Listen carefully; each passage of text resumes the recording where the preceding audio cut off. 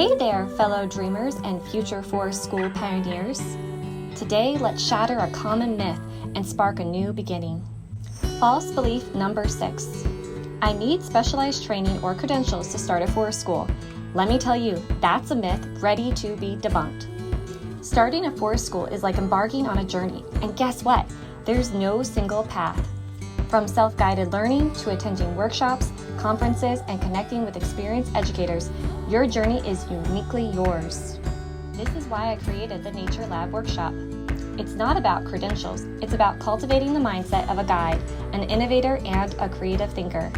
Future leaders need to think beyond tests and scores.